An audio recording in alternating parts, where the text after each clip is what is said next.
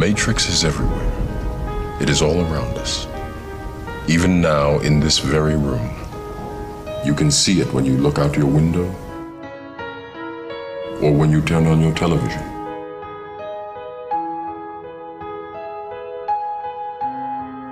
You can feel it when you go to work.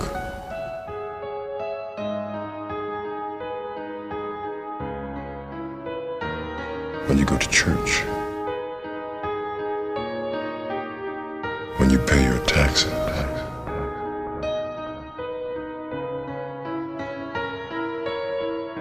It is the world that has been pulled over your eyes to blind you from the truth. You take the blue pill, the story ends. You wake up in your bed and believe whatever you want to believe. You take the red pill, you stay in Wonderland, and I show you how deep the rabbit hole goes. Remember, all I'm offering is the truth, nothing more.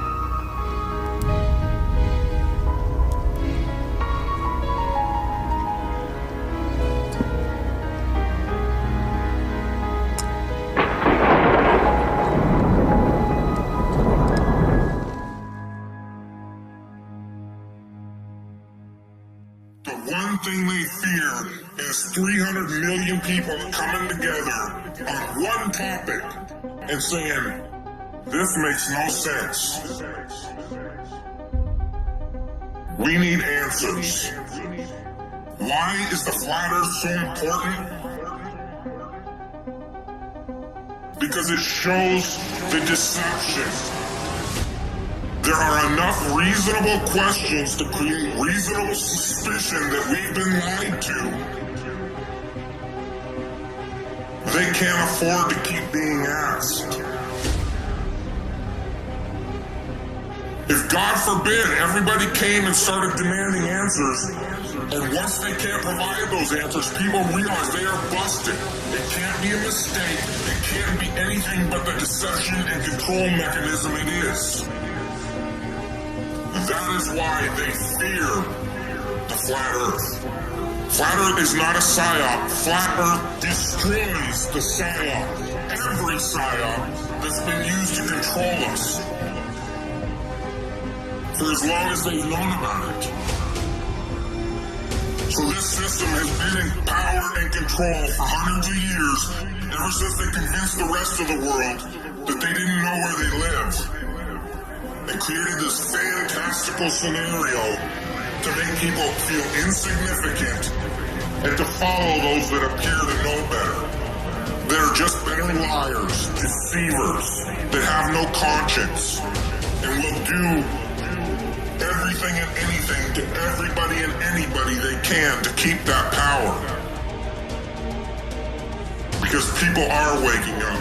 And no matter how much they try to suppress this flat earth movement, oh, it's gonna keep moving one way or another. You can see it. People are waking up. Their earth is indisputably not round. Is it possible that these guys are using stage magic, tricks?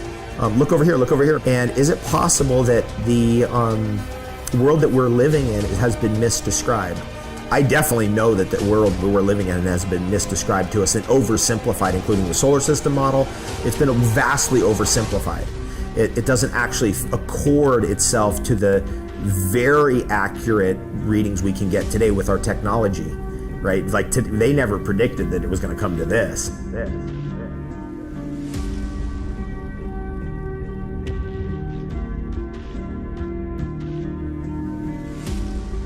If you can't figure out what difference it makes that the people running your world have fucking lied to you over and over your whole life, if you can't figure out what difference that makes, you're a fucking idiot. And if everybody would just come together and demand answers, they would not know what the fuck to do. Why has nobody been to the moon in such a long time? That's not an 8-year-old's question. That's my question. I want to know, but I think I know. Because we didn't go there, and that's the way it happened. And if it didn't happen, it's nice to know why it didn't happen. So in the future, if we want to keep doing something, we need to know why something stopped in the past that we wanted to keep it going. And you can see the real location of the camera and the very bright and near Earth out the window. 10 or 11 years ago, I stated to various scientists that the moon is not a piece of rock, but it is plasma. The Americans and Russians are thinking of landing men on it. Oh, well, that will never happen, never happen, never happen. Sometimes it's got something called a lunar wave. There are many videos showing the moon with a lunar wave. We don't know what that is. It's all a mystery. Do you believe it could possibly land on it? Absolutely not. You know, you've got a P900 camera now you can buy, and you can zoom in to the moon. It's supposed to be, by the way, 238,000 miles away in deep dark space. It's sometimes translucent. You can see through it. Whether you believe we went to the moon or not, everybody believes that there's a debate about it, right? Now, if you really have an open mind and you want to get to the bottom of it, let's have an open mind. Let's get to the bottom of it, and let's take it to trial. First thing we got to do is examine the evidence. And the defendant, the government, says we destroyed all the evidence. I'd go to the moon in a nanosecond. The problem is we don't have the technology to do that anymore. We used to, but we destroyed that technology, and it's a painful process to build it back again. You destroyed the evidence? Why would you destroy all that precious evidence of the greatest achievement of mankind? These guys are fucked. They destroyed the evidence? Okay, it's on now. Yeah. It would be an open and shut case. It's a painful process to build it back again.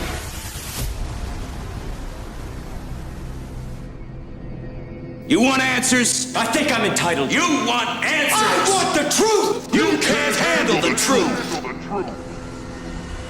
When you look up at the sun and moon, you see two equally sized, equidistant circles tracing similar paths at similar speeds around a flat, stationary Earth. Rise up, look at that great cosmic light and think about it. That gets up in the eastern horizon every morning and moves across the sky with a kind of symphony of motion and paints its technicolor across the blue, a light that man could never make. They become so involved in thinking about man's progress, they forget to think about the need for God's power. The experts at NASA, however, claim your common sense, everyday experience is false on all counts.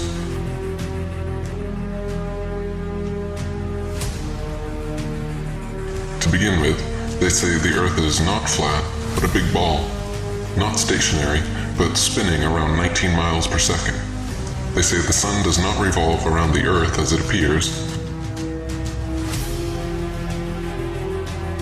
but Earth revolves around the Sun. And the Sun is actually 400 times larger than the Moon and 400 times farther away. That's right. You can clearly see they're the same size and distance.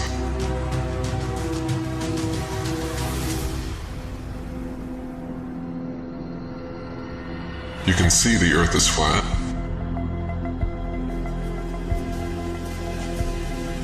You can feel the Earth is stationary.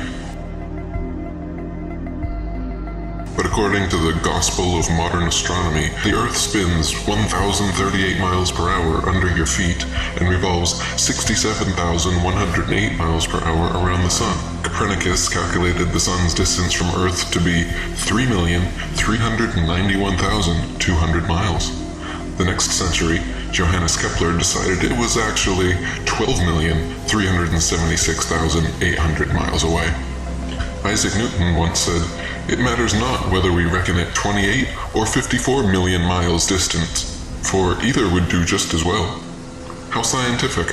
Science! Benjamin Martin calculated between 81 and 82 million miles. The Moon is actually a semi-transparent luminary and not the solid spherical desert planet that NASA would have us believe. In fact, it is likely that both the Sun and Moon are not densely physical at all, and are simply luminous flat disks able to pass by or through one another during eclipses.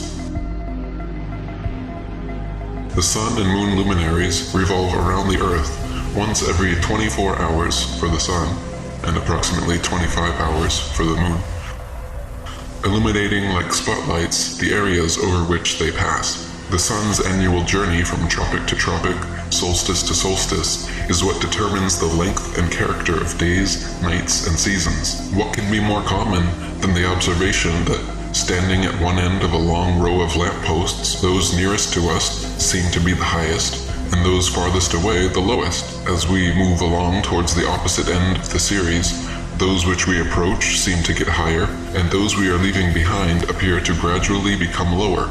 It is an ordinary effect of perspective for an object to appear lower and lower as the observer goes farther and farther away from it. Let anyone try the experiment.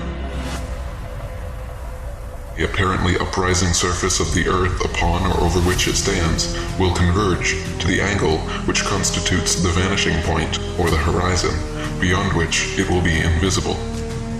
Heliocentrists would have you believe the very opposite of what every human who has ever walked the Earth has seen with their own eyes. It is obvious to any child and sovereign-minded adult that the sun, moon, stars, and planets, every light in the sky above, revolves around the motionless Earth beneath our feet. It is also plain to see that the sun and moon are both approximately the same size and situated relatively close to Earth, not 400 times divergent and millions upon millions of miles away. To abandon your senses and everyday experience in favor of such unfounded science fiction fantasies is a fallacy of appeal to authority so extreme that it leaves the brainwashed believer impotent to trust his own natural instincts and forever thereafter chained to the fantastical explanations of astronomical charlatans.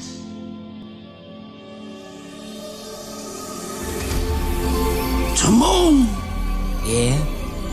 Ever wonder what those sparkly dots are up there? Pumba. I don't wonder. I know. Oh? What are they? They're fireflies. Fireflies that got stuck up in that big bluish black thing. Oh, gee. I always thought they were balls of gas burning billions of miles away.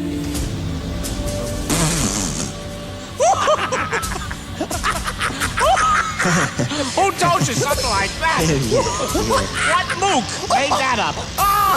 Yeah, pretty dumb, huh? Oh, you're killing me, son.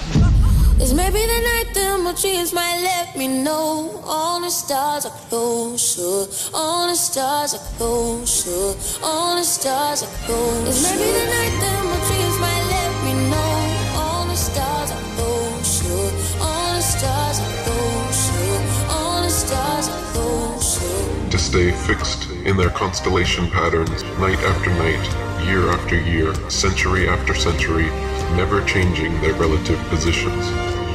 If Earth was truly a tilting, wobbling, spinning space ball, as NASA and modern astronomy proclaim, the star patterns would never look the same 2 nights in a row, let alone be fixed in exactly the same constellations for thousands upon thousands of years. Maybe the night the machines might let me know. All the stars are closer. All the stars are closer.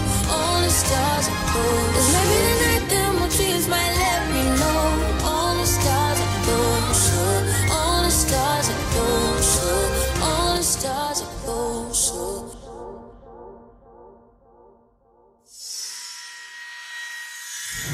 I want to talk about flat Earth. And I notice things like when you search it in a search engine, all you get is misinformation. You don't even get real critical thought on it. Well, I saw the blanket censorship, which tells me there's truth to it. It tells me that they're panicking. They're in panic mode, and they don't want us to have real tangible information. More importantly, they don't want you to think critically about it. See, we're in the information age, and this is what the tactic is. This is why Logan Paul just did a video on flat Earth. It's why Shane Dawson just did a series of videos. It's to discredit the real truth.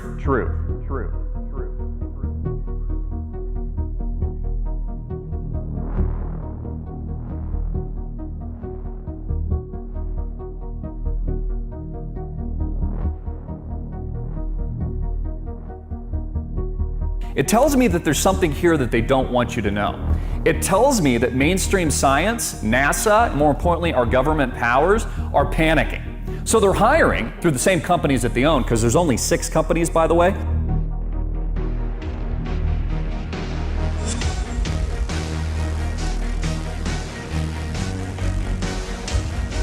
If it's a wild conspiracy theory, why do they need to discredit it? If it's a wild conspiracy theory and it isn't the truth, and no one's going to believe it because they're smart enough to think on their own, why do they need to discredit it? Why do they need, and these same people, keep in mind, Logan Paul, Disney is the parent company. I'm pretty sure he gets a check from Walt Disney. Why would they then put out these misinformation campaigns? I mean, ask yourself these logical questions. I think we know the answer, and I think we know the reason. Is it possible that we're living in that Truman Show today? We're living on the flat earth with the dome, the firmament. As we start to look around us, we start to wake up, our eyes open, maybe that third eye opens, we start to understand, wow, this isn't what I thought it was. Maybe instead of being a worthless blob of goo that came from nothing and then developing into apes that were oohing and aahing and then eating bananas like a bunch of idiots, maybe instead of that, we actually are the center of the universe. Maybe we are special. In fact, maybe there is unbelievable evidence of creation, but the government has decided to hide that from you. Why? Why is there so much misinformation? Why is there a giant disinformation campaign going on right now when it comes to things like flat Earth? Are my eyes lying to me? Or can I trust what I'm actually seeing? But Christopher, the Earth is a globe. I was told that when I was 1 year old.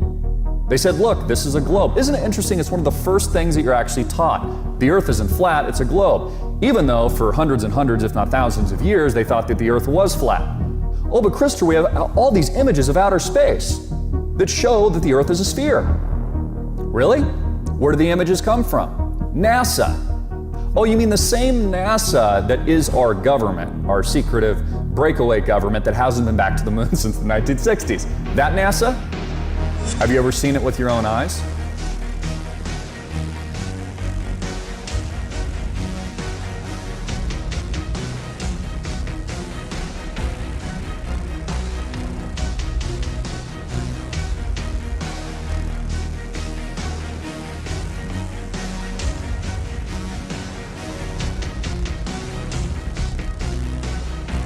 How come none of the electronics account for curvature of the Earth when you're flying a plane?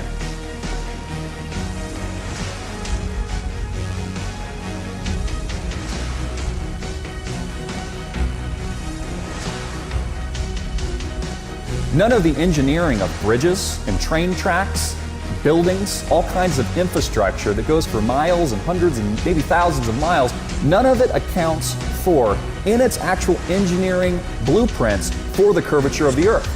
I mean, if I was building a giant bridge of hundreds of miles, wouldn't I have to account for the curve? Or is it possible there's not a curve and that we've been lied to for a reason?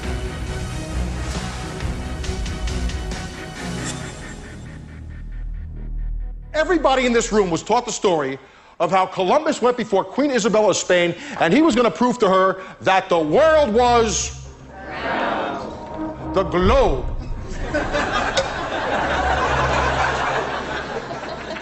So this world is round story is 100% bullshit. It's total fiction. Yet how did our grandparents learn this? We learned this? Our grandchildren are probably going to learn this. How come? Because history is pop culture. And that dude who jumped out of a perfectly good balloon, what's his name? Felix Baumgartner, edge of space jump. But the honesty of it would greatly diminish what I think people thought he was actually doing. And not only that, they made sure to photograph him standing there with a really wide-angle lens, which curves horizontal lines. You see this curvature of Earth's surface, and he said, wow, he's in space, look at that. No, he's not. It's almost overwhelming. When you're standing there in a pressure suit, the only thing that you hear is yourself breathing. You can see the curvature of the Earth. You can see the sky is totally black. At that height, You don't see the curvature of the Earth. It is, you just don't. That stuff is flat. You can see the curvature of the Earth. You don't see the curvature of the Earth. You can see the curvature of the Earth. You just don't. That stuff is flat, flat.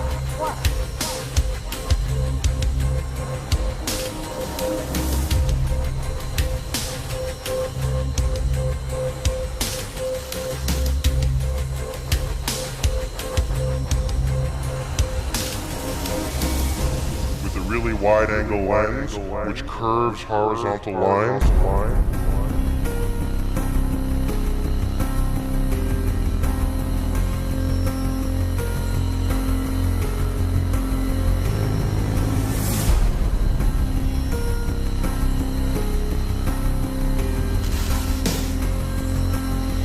With a really wide-angle lens, which curves horizontal lines.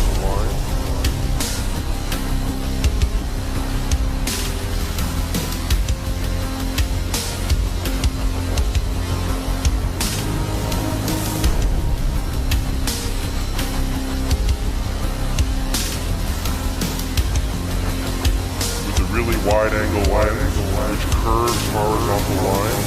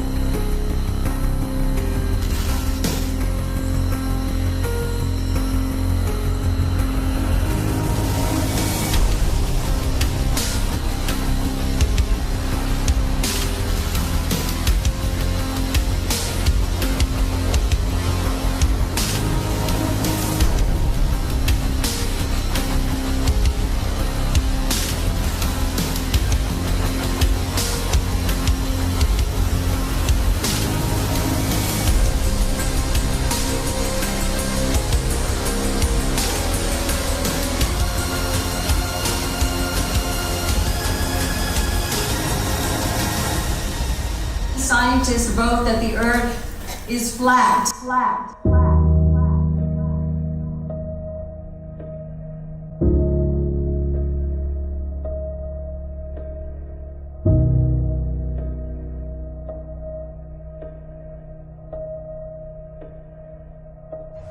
So trust your eyes and trust your experience.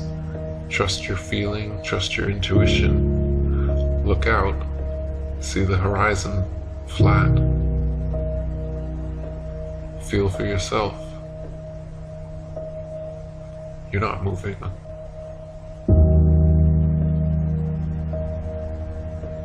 Just sit still.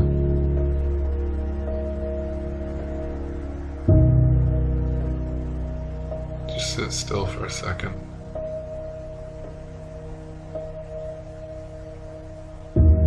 You're not moving. You're not spinning around an axis at 1,000 miles per hour, rotating around the sun at 67,000 miles per hour, spiraling around the galaxy at 500,000 miles per hour, and shooting off from a Big Bang at 67 million miles per hour. You're not. You're motionless. You're just sitting there. Just sit still. What does that even mean, sit still? You think you could sit still with all those motions? Does it feel like you're moving? Feel that? Same thing you've always felt? Nothing. Ever. Nobody's ever felt movement. Nobody's ever seen the earth move. anybody's ever seen the Earth curve. Maybe you just got fooled by some Masons. Mark Twain said, "It's easier to fool people than to convince them they've been fooled." That's why it's so hard to convince you you've been fooled.